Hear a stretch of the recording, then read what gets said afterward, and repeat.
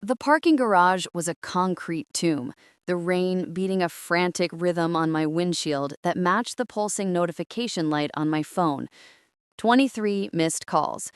Just 48 hours ago, Marcus Thorne had leaned back in his leather throne and told me, with what he probably thought was fatherly regret, that I wasn't quite leadership material. Now, it seemed the entire executive floor of Apex Dynamics was trying to reach me like I was the only firefighter in a five-alarm blaze. My name is Sofia Russo. I'm 47, a former Air Force logistics officer, and for the last 7 years, I've been the silent, beating heart of Apex's operations department. Until that Friday meeting, I thought my path was a straight line to director. I was monumentally wrong. I served 12 years, mastering the art of moving critical supplies through combat zones. You learn that systems aren't suggestions, they're lifelines.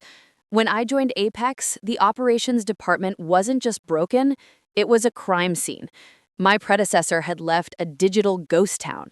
No maps, no protocols, just chaos. For 6 months, I lived at the office. My daughter, Lena, was 9 then, and I'd lost her father, my David, to a heart attack 2 years prior. I'd tuck her in via baby monitor from my home office, my heart cracking a little more each time she whispered, "Night, Mom," to an empty doorway. I told myself the sacrifice would be worth it. That's the contract, isn't it? Excellence earns advancement. For 7 years, I was the architect and the emergency crew. I rebuilt every process from the ground up. When our flagship client, Titan Manufacturing, had a panic at midnight, I was the one who answered. I created the manuals, trained the teams, and became the living database nobody bothered to consult because Sofia just knows. Marcus Thorne became my manager 3 years ago. Charming, strategically vague, allergic to details. Why wouldn't he be? I made his department hum so he could focus on golf outings and boardroom presentations. What I didn't know was that Marcus had a nepotism-shaped plan. His niece, Chloe, fresh out of Stanford with a shiny MBA and 0 operational scars, was his golden ticket. The career development meeting was brief and brutal. I laid out my portfolio: efficiency up 40%, client retention at 99%, the Titan account I personally managed worth $12 million annually. Marcus skimmed it. "Sophia, your work is thorough," he began, not meeting my eyes. "But leadership requires a certain dynamism, a fresh vision. Chloe will be joining us as the new Senior Operations Director." The title was a knife twist. My title. "I see," I said, my voice steady. "The kind you learn when you're reporting a mid-air supply crisis. And my role? You'll be her principal guide. Your institutional knowledge is priceless. Maybe draft her a welcome overview this weekend." This weekend. The words echoed. I donated my weekends for 7 years. I'd missed Lena's dance recitals, science fairs, and countless quiet dinners. And now I was to spend my Saturday prepping for my own professional replacement. I stood, shook his hand, and walked out. Not to my desk, but to this very parking garage. In the gray, rainy silence, I made a decision. I wouldn't quit. I wouldn't scream. I would execute a tactical retreat to the exact boundaries of my official job description. My contract stated, manage day-to-day operational tasks, collaborate with interdepartmental teams, maintain existing client protocols. A bland paragraph that bore no resemblance to my reality. My reality was arriving at 6:45 a.m. to prep Marcus's day, fielding calls from 5 different departments, being the human glue holding the company together. Starting that Monday, I decided to become a model employee of the job I was actually paid to do. I drove home that Friday and, for the first time in years, powered down my work phone at 5:01 p.m. Lena was doing homework at the kitchen island. "Mom, you're home?" Her shock was a painful indictment. The world kept spinning without me at the office until 9 p.m., sweetie, I said, kissing her head. Turns out it can spin without me here, too. Let's order pizza and watch that terrible reality show you love. The smile she gave me was worth more than any bonus. Monday, the unraveling. I arrived at 9 a.m. sharp, no pre-dawn crisis triage. When the panic emails about the Titan quarterly rollout hit at 9:15, I didn't jump. I forwarded them to the project management and IT departments, CCing Marcus and Chloe. Per protocol, this falls under your joint purview. Please advise on resolution path. By 10:30 a.m., Janine from accounting was at my desk looking lost. Sophia, the system is rejecting the vendor override for the Orion account. You always fix this. The security override, I said pleasantly. That requires dual authorization from you and the head of procurement. The form is on the internet. Have you filled out Section B?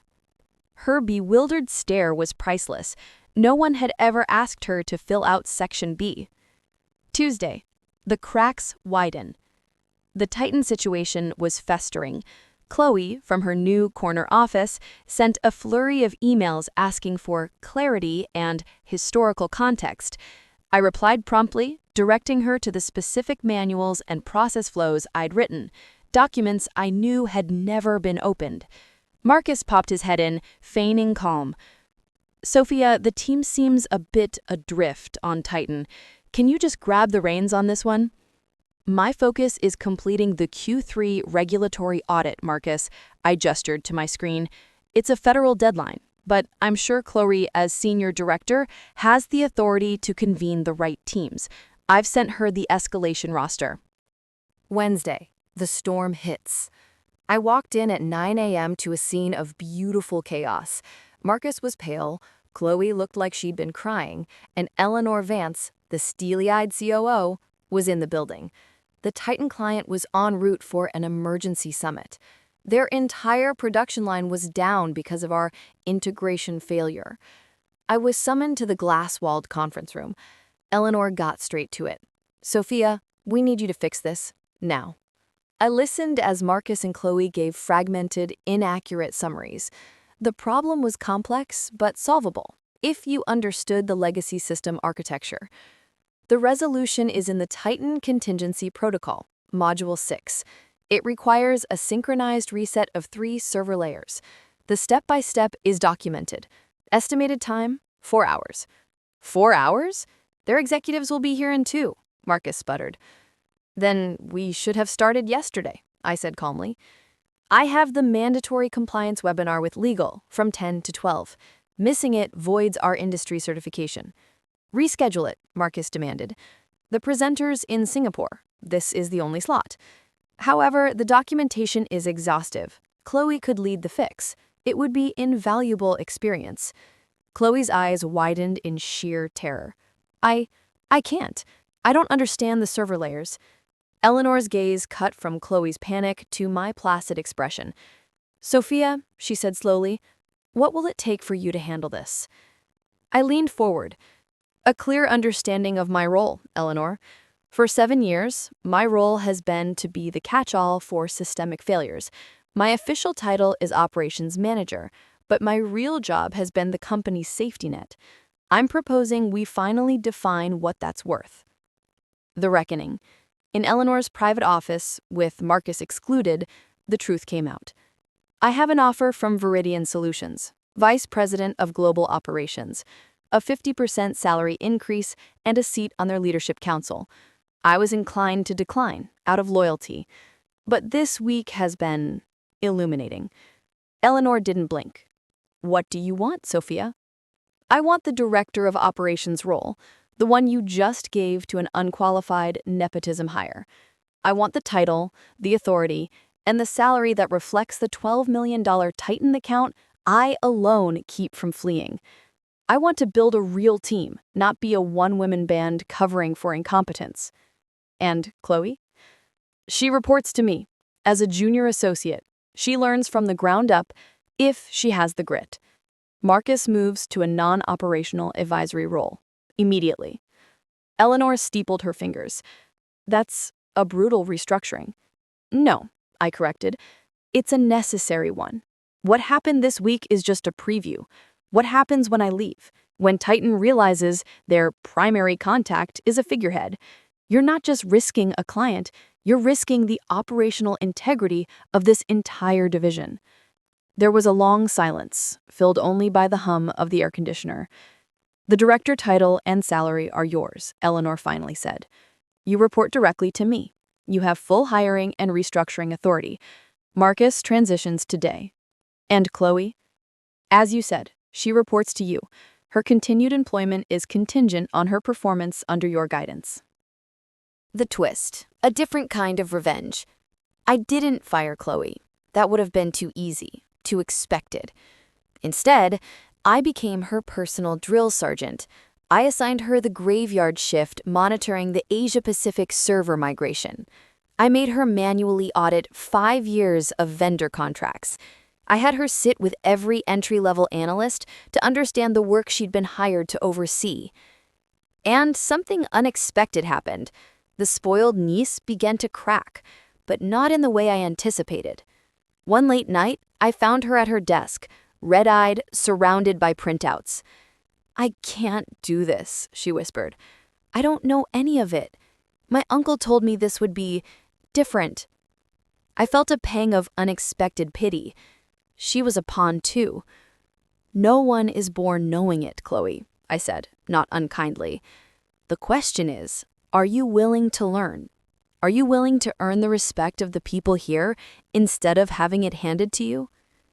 She looked up, her father's arrogance gone, replaced by raw humiliation and a flicker of determination. "Yes." "Good. Then we start tomorrow, 7 a.m., and you're going to take the lead on the new Atlas Inc. onboarding. I'll be right beside you." It wasn't forgiveness. It was strategy. Transforming Marcus's pet project into a competent, loyal professional was a more exquisite revenge than any dismissal. Every success she achieved under my mentorship was a silent, brutal rebuke to his judgment. 6 months later, the operations department was a well-oiled machine with a deep bench of talent. Chloe, while still green, had become a dedicated, capable associate who respected the grind. Marcus, in his strategic advisory role, was quietly irrelevant. But my true victory was measured in moments, not titles. I was home every night by 6 p.m. I was in the front row for Lena's championship gymnastics meet, cheering until I was hoarse. The night she won, she hugged me and said, "Mike Cool's secret agent mom is back." One Friday, Eleanor stopped by my new office with a view. "You know, forcing Marcus to mentor you for Chloe's success was a masterstroke. He has to publicly support the very system that exposed him." I smiled. "The best revenge isn't destruction, Eleanor. It's obligatory redemption. He has to smile while watching me succeed with his protege. He has to be grateful while his influence evaporates. That's the quiet part that kills." I looked at the photo on my desk. Me and Lena, beaming on a hiking trail, no urgency in our smiles. The highest status move isn't climbing a broken ladder. It's building a better one, taking your rightful place at the top, and ensuring everyone below knows it was built on the unshakable ground of your own worth.